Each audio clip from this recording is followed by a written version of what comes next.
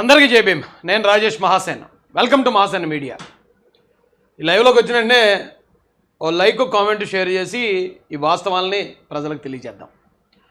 పవన్ కళ్యాణ్ గారిని ఓడించకపోతే ఈ రాష్ట్రానికి చాలా ప్రమాదం అనేది ఈ లైవ్ సారాంశం. చాలామంది మాట నేను మాట్లాడిన అంటే రాజేష్ మహాసేన్ అమ్ముడిపోయాడనో, వైసీపీ వాళ్ళు కొనేసారో, లేకపోతే మరోటి చాలా విమర్శలు అయితే చేస్తారు. ఆ విమర్శలన్నీ చేసే ముందు మీరు ఒక్క క్షణం ఆలోచించండి. నాకు నేనుగా జన సైనికుడిగా ప్రకటించుకున్న వ్యక్తిని. నేను ఈ రోజు నుంచి జనసేన కార్యకర్తని, జన సైనికుడిని. నేను జనసేన కోసం పనిచేస్తానని గతంలో నాకు నేనుగా ప్రకటించుకున్నాను. కనీసం ఒక మండల స్థాయి, గ్రామ స్థాయి జనసేన నాయకులు కూడా వచ్చి, బాబు రా, నువ్వు మా పార్టీలో కానీ నన్ను ఇన్వైట్ చేయకపోయినా పవన్ కళ్యాణ్ గారి మీద అప్పుడున్న అభిప్రాయంతో, లేదా అలాంటి నాయకుడు ఆయన చాలా నిజాయితీ కనపడుతున్నాడు, అలాంటి వ్యక్తి ఖచ్చితంగా ఉండాలి అని చెప్పి నాకు నేనుగా ప్రకటించుకున్నాను. కొన్ని వందల వీడియోల రూపంలో పవన్ కళ్యాణ్ గారు చాలా గొప్పోడు అని చెప్పి కొన్ని కోట్ల మందికి చెప్పాను. మీరు చూడొచ్చు యూట్యూబ్లో కానీ ఫేస్బుక్లో కానీ. రాజేష్ మహాసేన్ పవన్ కళ్యాణ్ కోసం మాట్లాడిన వీడియోలను కూడా చూడండి, దొంతర్లుగా వచ్చేస్తాయి. ఆయన మీద అంత అభిమానం చూపించిన వ్యక్తిని. పవన్ కళ్యాణ్ గారు అనే వ్యక్తి చాలామంది నన్ను చెప్తున్నా కూడా, అబ్బాయి ఆయన చాలా మంచోడురా, నిజాయితీ పడురా అని చెప్పాను తప్ప ఏ రోజు నేను ఆయన్ని తప్పుగా మాట్లాడింది లేదు. ఎప్పుడో మేము వైసీపీలో ఉన్నప్పుడు జనసేనకి మాకు జరిగిన వాగ్వాదాలు ఇప్పుడు గతం అది. కానీ అలాంటి వ్యక్తిని ఈరోజు సడన్గా పవన్ కళ్యాణ్ గారిని ఓడించకపోతే రాష్ట్రానికి ప్రమాదం అని అంటున్నానంటే దీని మధ్యలో చాలా అంతర్మదనం అయితే జరిగి ఉండాలి కదండి. దీనికి ఏదో ఒక బలమైన కారణం అయితే ఉండాలి కదా. ఆ బలమైన కారణం ఏంటో చెప్తాను. కొంచెం ఇప్పుడు నాకు పవన్ కళ్యాణ్ గారిని ఓడించాలి అని చెప్పినప్పుడు కూడా నాకు పక్కన బాధ ఉంది జన సైనికులను చూసి. ఎందుకంటే జన సైనికులు చాలా కమిట్ అయి ఉన్నారు. ఆయన ఏం చెప్తారు, నూతులో దూకమంటే నూతులో, గోతులో దూకమంటే గోతులో, ఎలా అంటే అలా వెళ్ళడానికి ఆ కమిట్ అయి ఉన్న జన సైనికులను చూస్తే నాకు కొంచెం బాధగానే ఉంది. ఎందుకంటే వాళ్ళతో నాకు అంత మంచి పరిచయాలు ఉన్నాయి, మంచి రెప ఉంది. కానీ ఈయన ప్రవర్తన, ఈయన మాట్లాడే తీరు, ఈయన ముందుకు వెళ్తున్న విధానం చాలా ప్రమాదకరంగా ఉందండి. నిజానికి జనసేన పార్టీ ద్వారా నేను చాలా నష్టపోయాను, చాలా అవమానాలకు గురయ్యాను. ఏ రోజు అది ఎక్కడ నేను బయట పెట్టదలుచుకోలేదు, బయట పెట్టలేదు కూడా. ఏంటి ఆ అవమానాలు రాయేసి అని అడగొచ్చు. మరి ఇప్పుడు చెప్తాను నేను, ఎందుకంటే ఇప్పుడు సందర్భం వచ్చింది. నాకు నేనుగా రాజేష్ మహాసేన్ అనేవాడు రాష్ట్ర వ్యాప్తంగా 200% ఓటుని ప్రభావితం చేయగలిగిన వ్యక్తిని గతంలో జగన్మోహన్ రెడ్డి గారు నమ్మారు, తర్వాత పవన్ కళ్యాణ్ గారు నమ్మారు, తర్వాత చంద్రబాబు నాయుడు గారు, అంటే ముగ్గురు ముఖ్యమంత్రి అభ్యర్థులు కూడా నమ్మారు. వాస్తవం లేకపోతే వాళ్ళు నమ్మరు. అలాంటి వ్యక్తిని నాకు నేనుగా ఏ పదవి అడగకుండా, ఏ డిమాండ్ లేకుండా నేను జనసేనలోకి వస్తాను అని చెప్పినా కూడా, జనసేన కోసం పనిచేయడం మొదలుపెట్టినా కూడా నన్ను కనీసం పార్టీ సభ్యత్వం కానీ, పార్టీలో కండువా వేసి ఆహ్వానించడం కానీ చేయలేదు. చేయకపోయినా నేనేం బాధపడలేదు. ఓకే, వాళ్ళకి ఏవో ఆలోచనలు ఉంటాయి, మన వల్ల ఏమైనా ఇబ్బందులు ఉన్నాయేమో, సరే మన ఆప్షను. మన గతంలో ఎప్పుడు చెప్పిన స్టోరీ ఇది. గతంలో టీడీపీ అనుకున్నాం, అక్కడ ఏదో మాకు ఎదురైంది. తర్వాత జనసేన పార్టీ దామాషా అన్నాడు, ఆయనలోకి వెళ్దాం అనుకున్నాం. తర్వాత ఆయన వద్దనుకున్నాడు మమ్మల్ని. సరే, అది ఆయన నిర్ణయం. మమ్మల్ని ఎందుకు వద్దనుకున్నా, ఇంత పని చేశాను నేను, ఇంత ఎలా చేశానని ఏ రోజు నేను ఆయన విమర్శించలేదు. ఆయనకి నచ్చలేదు, ఆయన తీసుకోడు. నాకు తెలుగుదేశం పార్టీ నుంచి ఎవడో అన్నాడు కానీ దారాబాబు తెలుగుదేశం పార్టీలు పనిచేయి అని నాకు ఆహ్వానం వచ్చింది. నేను వెళ్ళాను, ఆ పార్టీ కోసం పనిచేశాను. కానీ నాకు అప్పుడు తెలియలేదు, ఒక వ్యక్తి ఎవరైనా ఒక సాధారణ ఓటర్ వస్తానన్నాడు పార్టీలో కంటేనే చాలా గొప్పగా ఆనందంగా తీసుకుంటారు. అలాంటిది నన్ను ఇంత సైన్యంతో, మహాసైన్యంతో వస్తానన్న వద్దన్నారేంటి? ఏ కారణం నేను ఎప్పుడు ఊహించలేదు దాని గురించి. తర్వాత నేను తెలుగుదేశం పార్టీలోకి వెళ్ళాను, ఆ పార్టీ కోసం పనిచేయడం మొదలుపెట్టాను. ఆ పార్టీ కోసం పనిచేసినప్పుడు కూడా జనసేన కార్యకర్తలు కొద్దిమంది అమాయకులు, విషయం తెలియని వాళ్ళు, రాజేష్ జనసేనలోకి వస్తున్నాను, మమ్మల్ని మోసం చేసాడని వాళ్ళు పట్టుకున్నారు. వాళ్ళకి తెలియదు వాస్తవాలు. తెలియనప్పుడు కాదురా బాబు, నేను వస్తానన్నాను, వాళ్ళే తీసుకోలేదు, మరి ఏ కారణాలతో తీసుకోలేదని అప్పుడు కూడా నేనేం బ్లేమ్ చేయలేదండి. పార్టీలో, నా తెలుగుదేశం పార్టీలోకి వచ్చాను, నా కష్టం, నా ఎఫర్ట్ మొత్తం పెట్టాను. పార్టీకి కొత్త ఓట్ని యాడ్ చేశాను. తెలుగుదేశం పార్టీలో రానున్న 30 సంవత్సరాల పాటు ఉండాలని కోరుకుంటున్న వ్యక్తిని ఇప్పటికి. ఇంకా ఒకవేళేమో నేను ఇలా మాట్లాడబట్టి, లేదు రాజేష్ మాకు జనసేన ఇంపార్టెంట్, నువ్వు ఎంత బేషరతుకు వచ్చినా, నువ్వు ఎన్ని లక్షల ఓటుతో వచ్చినా మాకు నువ్వు అనవసరం అని పెద్దలు భావిస్తే వాళ్ళు ఏ నిర్ణయం తీసుకున్నా శిరస్సు వహిస్తాను. ఎందుకంటే నాకు చంద్రబాబు నాయుడు గారు, లోకేష్ గారు ముఖ్యం. అయితే ఇప్పుడు తెలుగుదేశం పార్టీలో మీ అందరికీ తెలుసు, చంద్రబాబు నాయుడు గారు సీట్ ఇచ్చారు, పి గన్నవరానికి సీట్ ఇచ్చారు తెలుగుదేశానికి. జనసేనలు గొడవ పెట్టారు. విషయం ఏంటో నాకు తెలియదు. తెలుగుదేశం సీటుకి జనసేనలు ఎందుకు గొడవ పెట్టారు?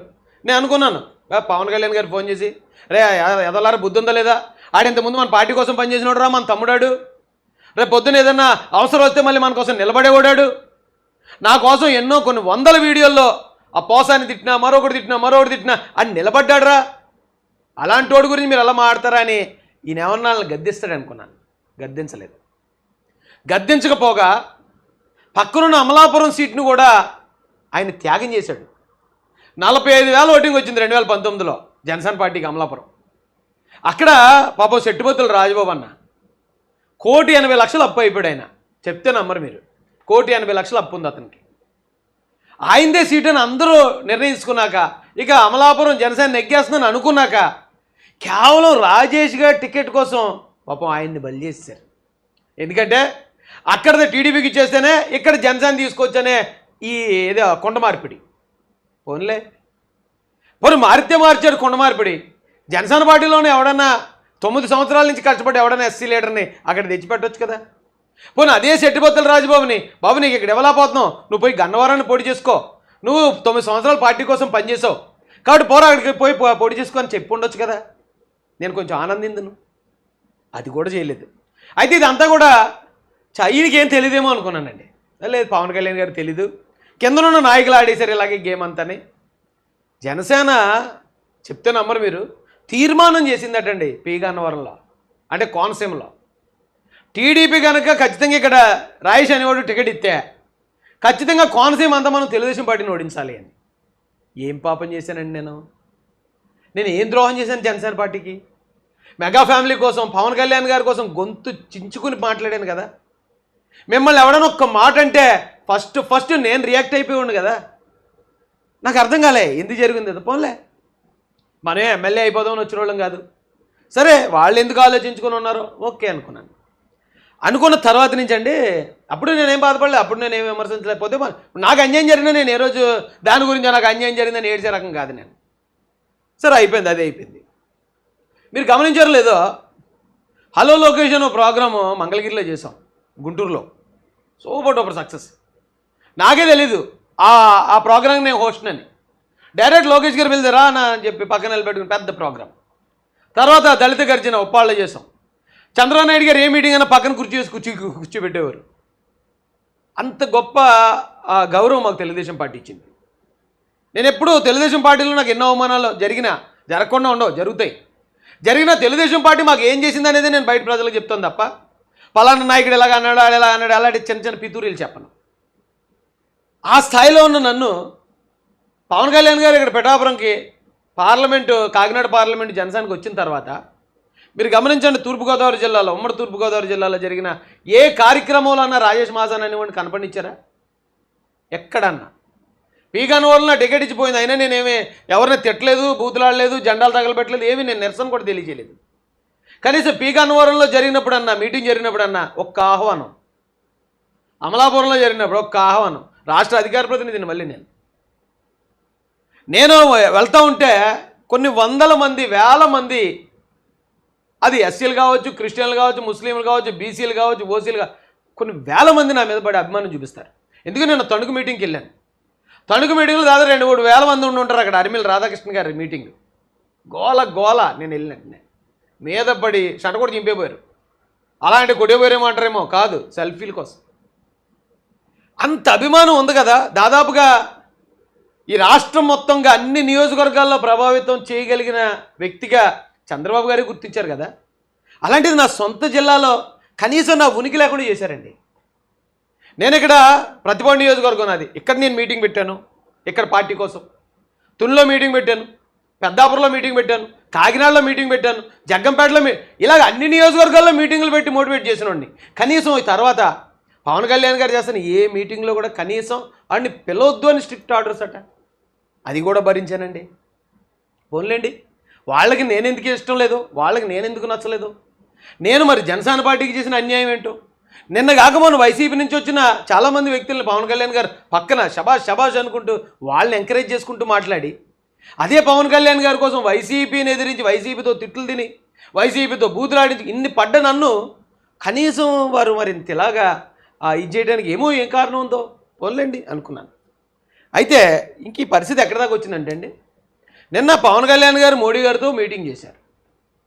నిజం చెప్తున్నానండి, ఎవడ నమ్మినా నమ్మకపోయినా, ఎవరికి నచ్చినా నచ్చకపోయినా, పవన్ కళ్యాణ్ గారు పొత్తు వచ్చిన తర్వాత, పవన్ కళ్యాణ్ గారి ద్వారా బీజేపీ వారు వచ్చిన తర్వాత తెలుగుదేశం పార్టీ తీవ్రంగా నష్టపోయింది ఎస్సీ ఎస్టీ బీసీ మైనార్టీలని.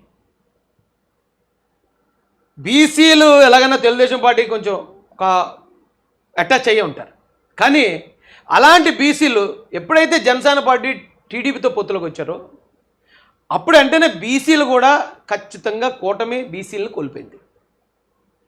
కేవలం ఎస్సీలు క్రిస్టియన్లు మైనారిటీలే 1.5 కోటి ఓట్లు జగన్మోహన్ రెడ్డి గారి జేబులో ఉన్న ఓట్లు అయ్యి 2019లో వాళ్ళని కష్టపడి లేదండి జగన్ గారు సిఏ కోటేశారు, ముస్లింలు వ్యతిరేకంగా ఉన్నారు, దళితుల మీద దాడులు జరిగాయి, ఇంకోటి జరిగి క్రిస్టియన్ మైనారిటీ ఆస్తులు కబ్జా జరిగింది, దీని అంతటికే కారణం జగన్మోహన్ రెడ్డి గారే. కాబట్టి మనం ఖచ్చితంగా తెలుగుదేశం పార్టీని నెగ్గించుకోవాలని కొన్ని లక్షల మందిని ప్రభావం చేసి తెలుగుదేశం పార్టీ వైపు తెచ్చుకున్నాం. మేము సింపుల్గా పవన్ కళ్యాణ్ గారు వచ్చే వాళ్ళందరినీ మళ్ళీ వెళ్ళగొట్టారు, కోల్పోయాం. ఈ రోజున తెలుగుదేశం పార్టీ 160 సీట్లు నెగ్గేస్తుందనే స్థాయి నుంచి నెక్ టు నెక్ ఫైట్ స్థాయికి కేవలం పొత్తు వల్లే పడిపోయిందండి. మీరు నమ్మండి నమ్మపోండి, నన్ను ఉంచకపోండి, నన్ను ఏదైనా చేయండి, కానీ ఇంత అన్యాయం జరుగుతున్న కళ్ళ ముందు అరే మనం నమ్మిన వ్యక్తి, మనం అభిమానించే వ్యక్తి చంద్రబాబు నాయుడు గారు, ఆ పార్టీకి ఇంత మోసం జరుగుతుంది. నిన్నగాక మొన్న కూడానండి ఇక్కడ పక్కన ధర్మవరంలో జనసేన ఎంపీ అభ్యర్థి గారి మనుషులు వచ్చి మీరు ఈ ఎమ్మెల్యేకి ఎవరికైనా ఓటు వేసుకోండి, ఎంపీకి మాత్రం మాకు ఓటేయండి అంటే ఎమ్మెల్యే తెలుగుదేశం పార్టీ ఎమ్మెల్యే ఇక్కడ వరుపుల రాజా గారు దివంగత నేత, వాళ్ళ భార్య భర్తను కోల్పోయిన ఒక మహిళ, తన కోసం ఈ రోజున ప్రతిపాడు నియోజకవర్గం అంతా అండగా నిలబడతా ఉంటే మీరు ఏ పైన పర్లేదని ప్రచారం చేసే స్థాయి కొద్దిమంది. ఇది చాలా అన్యాయంగా అనిపిస్తుందండి నాకు. మనం ఏదైనా చేయొచ్చు, ఫెయిర్గా చేయాలి. ఇప్పుడు పవన్ కళ్యాణ్ గారు నిన్న మాట్లాడిన వీడియో మాత్రం మొత్తం మా వర్గాలన్నింటిలో కూడా చాలా తేడా వస్తుంది. మా గ్రూపులన్నింటిలో కూడా మేము అన్నా నువ్వు చెప్పినా కూడా ఇప్పటిదాకా నువ్వు చెప్పావు కాబట్టి మేము కూటమి కోటేద్దాం అనుకున్నాం. ఇప్పుడు నువ్వు చెప్పినా సరే మేము మాత్రం జనసేన పార్టీ పోటీ చేసే దగ్గర మేము ఓట్లు వేయము.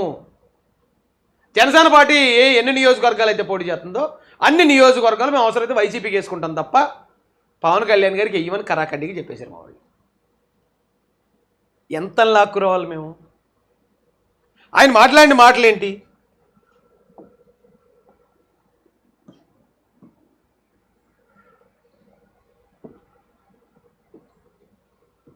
తెలియజేసుకుంటూ ప్రధానమంత్రి గారి గొప్పతనం గురించి తెలియచెప్పాల్సిన అవసరం లేదు.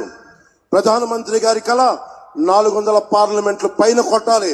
దాంట్లో భాగంగా మేమందరం ఎన్డీఏ కూటమిగా దక్షిణ భారతం ఆంధ్రప్రదేశ్ నుంచి ఒక పార్లమెంటు సభ్యులే కాదు, ప్రధానమంత్రి గారి కళ కోసం భారతదేశాన్ని సూపర్ పవర్ గా తీర్చిదిద్దే క్రమంలో మా ప్రాణాలను కూడా మీ కళకి మేము అర్పిస్తాం. నా ప్రాణాలను కూడా మేము మీకు అర్పిస్తామని తెలియజేసుకుంటా ఉన్నాం. భారతదేశాన్ని సూపర్ పవర్గా చేయాలంటే 400 సీట్లు ఉండాలండి. ఏమంటే ఇప్పుడు 340 సీట్లు ఉన్నాయి, సూపర్ మెజార్టీ సరిపోదా? లేదా బీజేపీ పార్టీ గెలిస్తే మంచి మెజార్టీతో గెలిస్తే సరిపోదండి? ఏ నిర్ణయాన్ని తీసుకోవచ్చు కదా సూపర్ పవర్ చేయడానికి. వారు 400 సీట్లు నెగ్గడానికి వీరు ప్రాణత్యాగం చేస్తానంటున్నారు. ఇంతకీ బీజేపీ వారికి 400 సీట్లు ఎందుకు? ఏ పార్టీ అయినా సరే మేము గెలవాలని కోరుకోవాలి తప్ప ఇప్పుడు జగన్మోహన్ రెడ్డి గారు వైనాడు 175 అంటే మనం అందరం విమర్శించాం కదా. ఎందుకంటే వైనాడు 175 ఎందుకు, గెలిస్తే సరిపోద్దు కదా అని అన్నాం కదా. అలాగే మరి బీజేపీ వారు ఎందుకు 400 సీట్లు అంటున్నారు? కనీసం పవన్ కళ్యాణ్ గారికి దీని మీద అవగాహన ఉందా? లేదా పవన్ కళ్యాణ్ గారికి అవగాహన లేకుండా నోటికి ఏది వస్తుంది మాట్లాడుతున్నారండి. వాళ్ళు 400 సీట్లు ఎందుకు అడుగుతున్నారంటే రాజ్యాంగంలో అంటే సవరణలు చేసుకునే అవకాశం ఉంది. కొన్ని సింపుల్ మెజారిటీతో సవరణ చేసుకోవచ్చు, కొన్ని పార్లమెంట్లో సర్టెన్ మెజారిటీతో సవరణ చేయొచ్చు, మరికొన్ని ఇంకా కాంప్లికేటెడ్ అంటే ఎక్కువ మెజారిటీ ఉండే కానీ సవరణ చేయడానికి లేదు.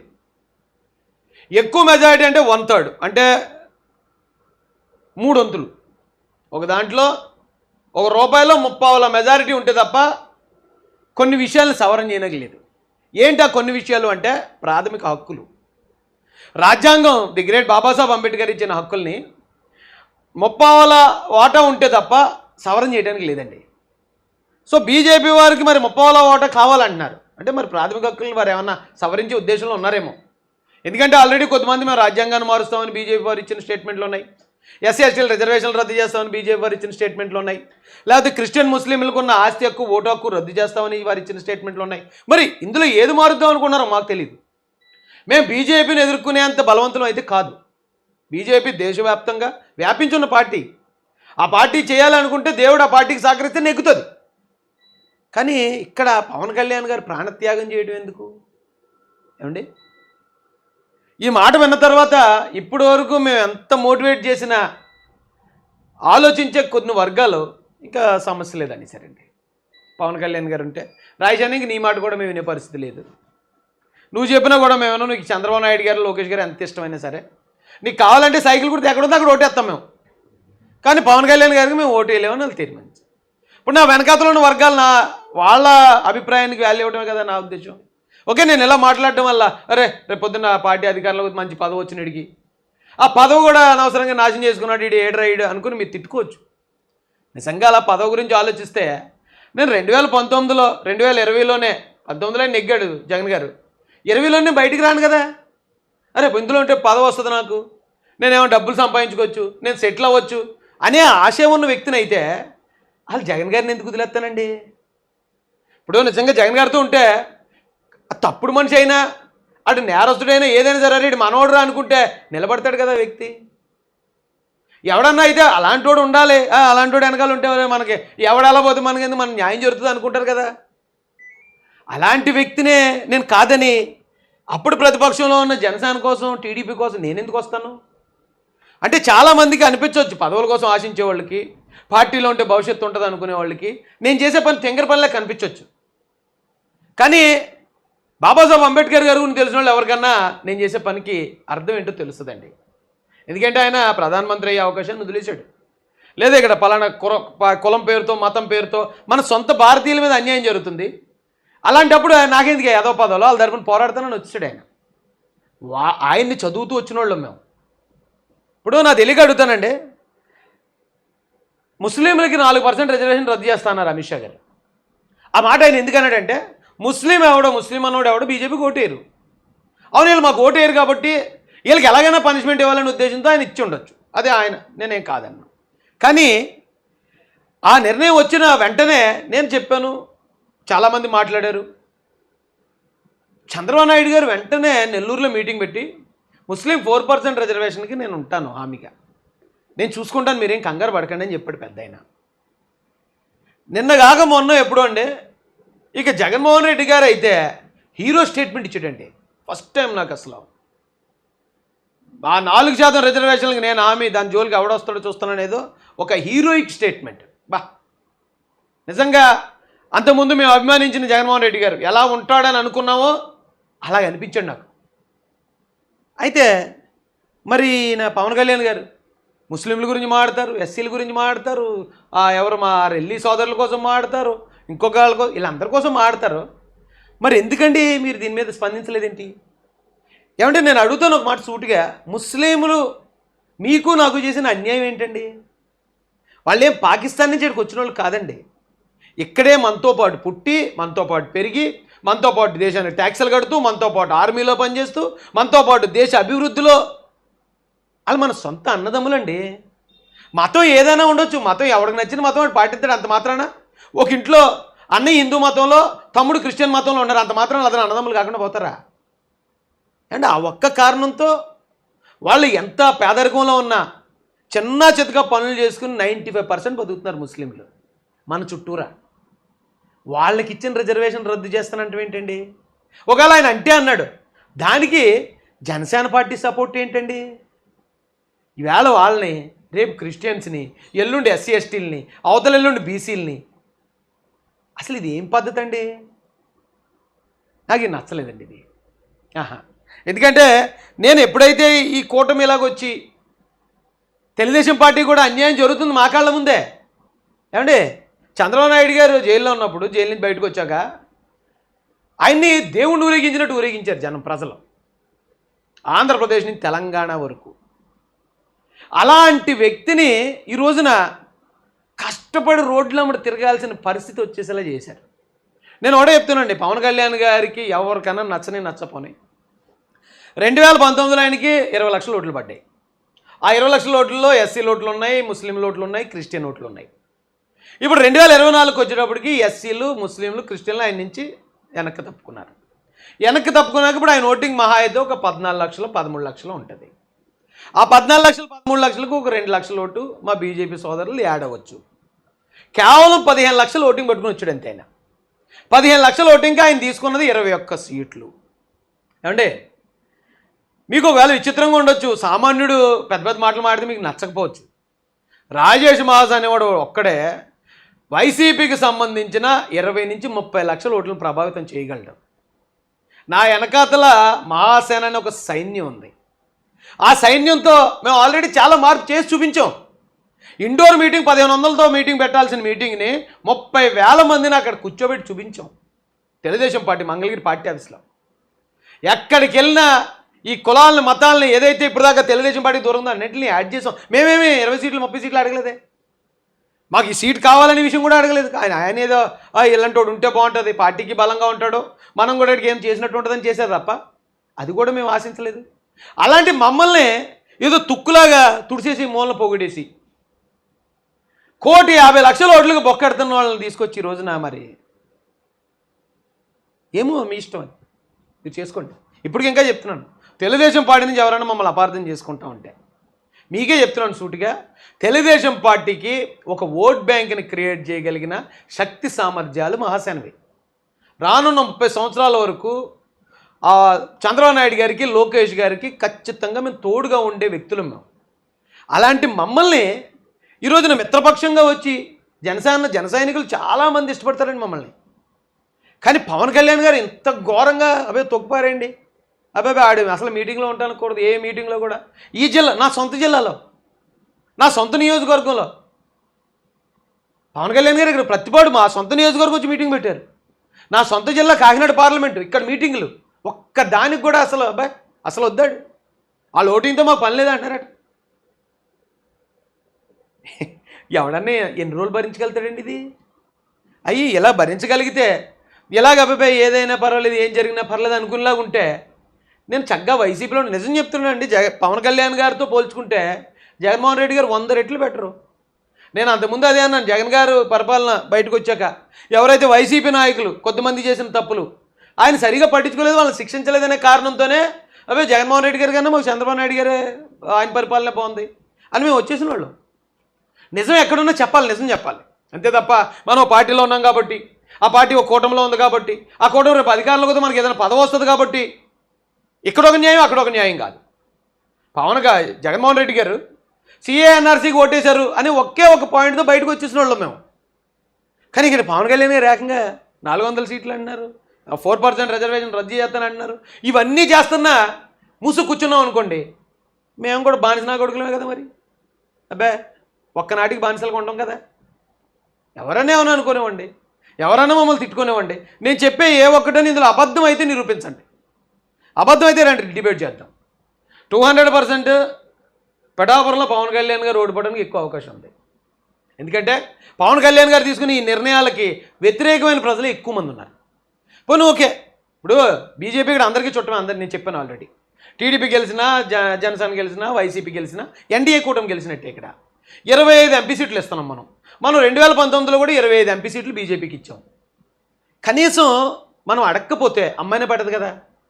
ఏమంటే మోడీ గారు మీకు ఇక 20 సీట్లు ఇస్తున్నాం మేము, ఇక్కడ మేము ఏ పార్టీ గెలిచినా మొత్తం ఎంపీలు మీకే ఇస్తున్నాం, పోలవరం కంప్లీట్ చేయండి సార్, మాకు ప్రత్యేక హోదా ఇవ్వండి సార్, మా స్టీల్ ప్లాంట్ అభివృద్ధి చేయండి సార్, మాకు రావాల్సిన నిధులు ఇవ్వండి సార్, మా అమరావతి కట్టండి సార్ అని అడగాల్సింది ఎవరండి?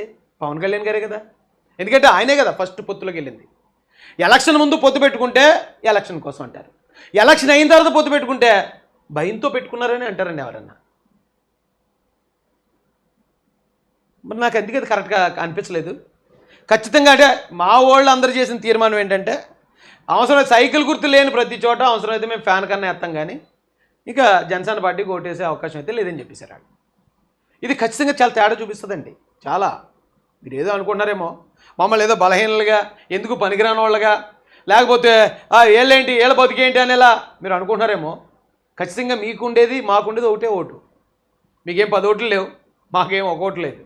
అందరికీ ఒకటే ఓటు, అందరి ఓటుకి సమానమైన విలువ ఉంది. ఈరోజు నిజం చెప్పాలంటే నారా చంద్రబాబు నాయుడు గారి పరిపాలనలో ఎస్సీ ఎస్టీ బీసీ మైనారిటీలు అందరూ వాళ్ళ ఉపాధి, వాళ్ళ కాళ్ళ మీద వాళ్ళు నిలబడే పరిస్థితి ఉంది.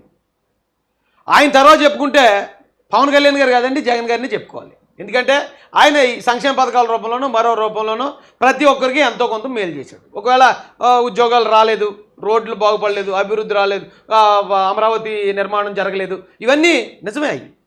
కానీ తెలుగుదేశం పార్టీ తరఫున తర్వాత మనం అనుకుంటే మనం జగన్ గారిని పెట్టుకోవాలి, పవన్ కళ్యాణ్ గారిని పెట్టడానికి లేదు అవకాశం. ఎందుకంటే ఆయన ఇంకా ఏమి గెలవకుండానే ఇప్పుడు నేను ఒక మాట చెప్తానండి. జగన్మోహన్ రెడ్డి గారు ఇక్కడ సుబ్రహ్మణ్యాన్ని ఏమో ఆయన కత్తించుకుని కసకసమని పొడిచేయలేదు. అలాగే డైరెక్ట్గా డాక్టర్ సుధాకర్ గారి దగ్గరికి వెళ్ళి ఆయన్ని రోడ్ల మీద ఈడ్చిచ్చి కొట్టింది జగన్ గారు కాదు. శిరోమండనం చేయించింది అక్కడ కూర్చొని జగన్మోహన్ రెడ్డి గారు చేయించలేదు.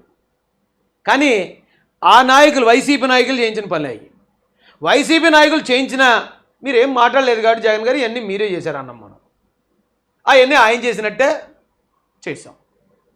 మరి ఇప్పుడు ఈ వర్గాల్లో ఒక్కొక్క అమాయకులను అక్కడక్కడ జరిగిన దానికి ఇది అనుకుంటే ఆ వర్గాలు అన్నిటి తరపున మాట్లాడే వ్యక్తులం మేము.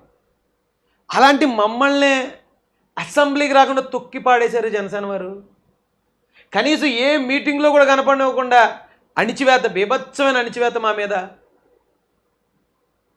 మరి దీని అందరికీ కారణం మరి పవన్ కళ్యాణ్ గారు కాదండి, ఆయన అనవా? ఇప్పుడు నేనేమో ఆయన్ని విమర్శించాలేనో, ఆయన బూతులు తిట్టేయాలనో, ఇంకోటి చేయలేనో రాలేదు. వాళ్ళు మమ్మల్ని అనెతికల్గా అంటే వెన్నుపోటు పొడిచారు.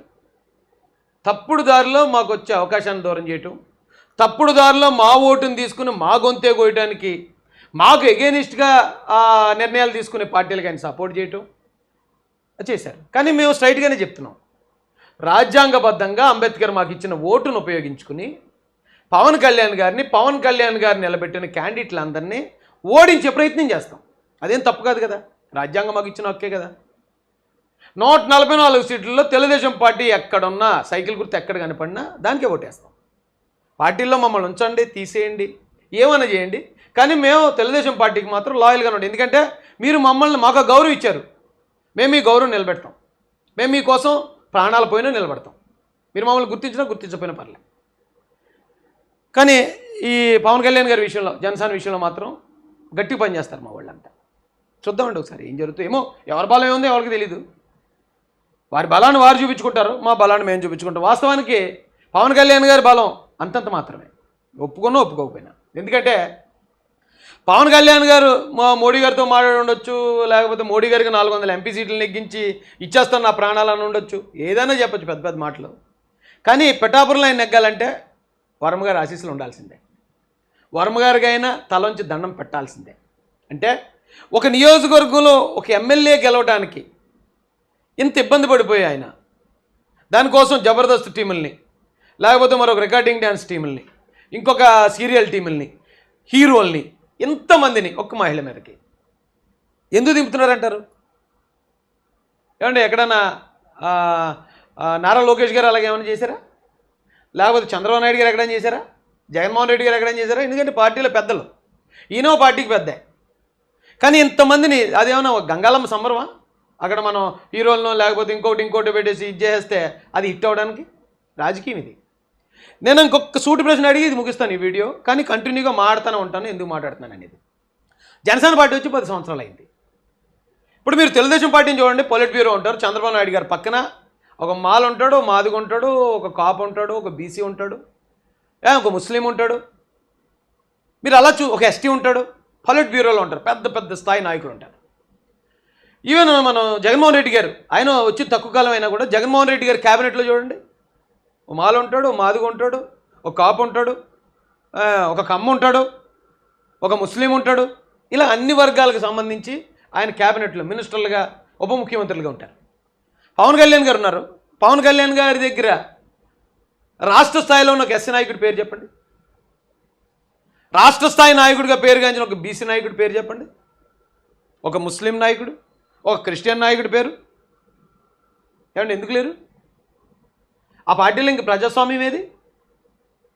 నిన్నగాక ఎప్పటి నుంచో పార్టీ కోసం పనిచేస్తున్న ఎంతోమంది జన సైనికులు కాదని నిన్నగాక మొన్న వచ్చిన రిటైర్ ఎంప్లాయీస్ని వాళ్ళని తీసుకొచ్చి ఎందుకు టికెట్లు ఇస్తున్నారు? అంటే ఇదంతా నిజాయితీతో చేస్తున్న పని. అసలు కేంద్ర ప్రభుత్వం మనకి న్యాయం చేస్తే మీరు కేంద్ర ప్రభుత్వానికి సలాం కొట్టండి. ఎందుకంటే 2014లో మోడీ గారు గెలవాలని కోరుకునే వ్యక్తులు నేను కూడా ఒకడిని. ఆయన వస్తే దేశం మీద బాగుపడుతుందని. ఆయన వచ్చిన తర్వాత కూడా దేశం ఎలా అయిందో తెలుసు, అలాగే మన రాష్ట్రానికి అన్యాయం జరిగిందని తెలుసు. అయినా మనం ఆయనకి ఎందుకు సపోర్ట్ చేస్తున్నాము? కనీసం ఒక డిమాండ్ కూడా ఒక్క హామీ కూడా తీసుకోకుండా. నిజానికి ఈ రాష్ట్రంలోకి డైరెక్ట్ బీజేపీని దింపడం అది పవన్ కళ్యాణ్ గారు చేశారు. లేదంటే బీజేపీ డైరెక్ట్గా పోటీ చేసుకుంటుంది, వాళ్ళకి వచ్చే ఓటు వాళ్ళకు ఉంటుంది. ఇక్కడ ఓటు వచ్చినా రాకపోయినా పైన కేంద్రంలో ఇప్పుడు ఆంధ్ర తెలంగాణ దాటితే మనం ఎక్కడ చూసినా బీజేపీ జెండాలు కనపడతాయి. నేను మొన్న వెళ్ళాను కదా, ఎక్కడ చూడండి హిమాచల్ ప్రదేశ్లోకి వెళ్ళి అక్కడ కొండల కోనలు లోయల్లో దిగేసినా ఆ ఇంటి మీద బీజేపీ జెండా ఉంది. అంటే బీజేపీకి ఉన్న బలం అలాంటిది. నేను బీజేపీని ఎదిరించేస్తాను, బీజేపీని ఓడించేస్తాననే పెద్ద పెద్ద స్థాయి మాటలు నేను మాట్లాడలేను. బీజేపీ చాలా బలంగా ఉంది, కానీ మన రాష్ట్రంలో లేదు బీజేపీ. మరి అలాంటి దగ్గర ఈయన ఇంత రూడ్గా, ఇంత గుడ్డిగా, ఇప్పుడు సూట్కి ఇంకో పాయింట్ చెప్పాలంటే జగన్మోహన్ రెడ్డి గారు బీజేపీకి సపోర్ట్ చేస్తున్నారంటే ఆయన వెనకాతల కేసులు ఉన్నాయి. అవి తప్పుడు కేసులో మంచి కేసులో కాంగ్రెస్ పెట్టిందో మరొకటి పెట్టిందో కేసులు ఉన్నాయి. బీజేపీకి సపోర్ట్ చేయకపోతే ఇబ్బంది పెడితే అవకాశం ఉంది కాబట్టి కొంచెం సపోర్ట్ చేస్తున్నాడు అనుకోవచ్చు. మొన్న జగన్ గారు పెట్టిన కేసులు కానీ 200% అన్ని తప్పుడు కేసులు అందరికీ తెలిసిందే చంద్రబాబు నాయుడు గారి మీద. ఒకవేళ బీజేపీకి మనం సపోర్ట్ వెళ్ళకపోతే ఆ కేసుల్లో వీళ్ళు ఏమన్నా ఇబ్బంది పెట్టే అవకాశం ఉండొచ్చు అనే ఉద్దేశం తెలుగుదేశం పార్టీ కూడా ఉంటే ఉండొచ్చు. పవన్ కళ్యాణ్ గారికి ఏంటి, ఆయన ఎందుకు 2019 ఎలక్షన్ ఓడిపోయినట్టు ఎందుకు వెళ్ళారు బీజేపీ దగ్గరికి? అంతకుముందు బీజేపీ దగ్గర ఏమైతే లేవని విమర్శించిన వ్యక్తి అవన్నీ వచ్చేసాయని వెళ్ళారా బీజేపీలోకి? అంటే అధికారంలో ఉన్న వ్యక్తి దగ్గరికి వెళ్ళాలి అని ఒక భయస్థుడే అనుకుంటాడు, పిరుకోడే అనుకుంటాడు. అధికారులు అప్పుడు మేము ఉన్నామండి, మాకు నష్టం కలిగితే బీజేపీ నన్ను అంటాం. ఇప్పుడు ఇక్కడ వైసీపీ సూపర్ పవర్లో ఉంది, వైసీపీ నన్ను అంటాం. ఆ ధైర్యం పవన్ కళ్యాణ్ గారిలో ఎందుకు లేదు? చెగువేరా గురించి భగత్ సింగ్ గురించి మాట్లాడతారు పవన్ కళ్యాణ్ గారు.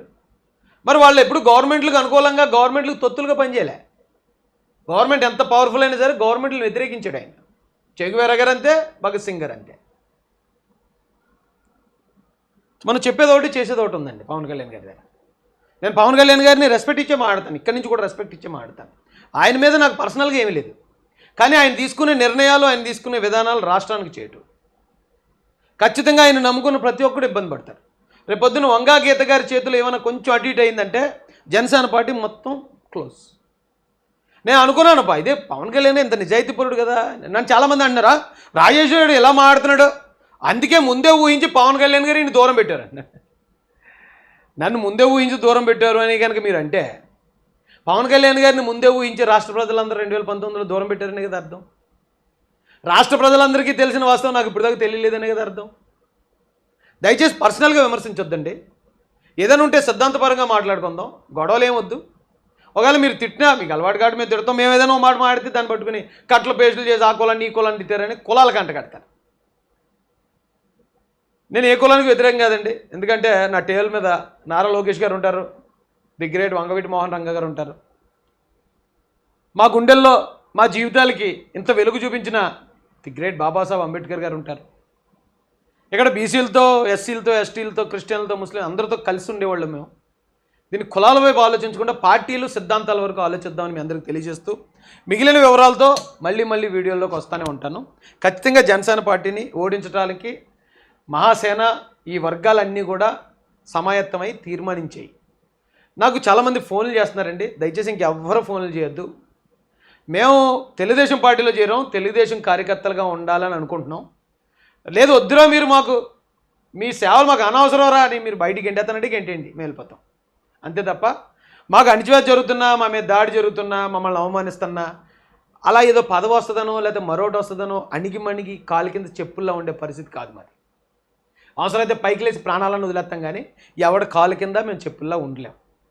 తెలుగుదేశం పార్టీలో ఇప్పుడు దాకా మాకు చిన్న వీసం అంత అగౌరవం కూడా జరగలేదు. కొద్దిమంది నాయకులు అంటే సెకండ్ లైన్ థర్డ్ లైన్ నాయకులు వాళ్ళు చేసిన పనులు కూడా కొన్ని ఉన్నాయి.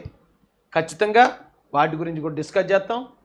ఎవరెవరైతే ఇంకా ఇప్పటికింకా అణగారిన వర్గాలు ఎవరైతే ఉన్నారో వాళ్ళు బయట రాకూడదు, వాళ్ళు తొక్కేద్దాం అనుకుంటున్నారో వాళ్ళందరికీ కూడా బుద్ధి చెప్తాం. జై భీమ్, జై భారత్, జై జై మహాసేన.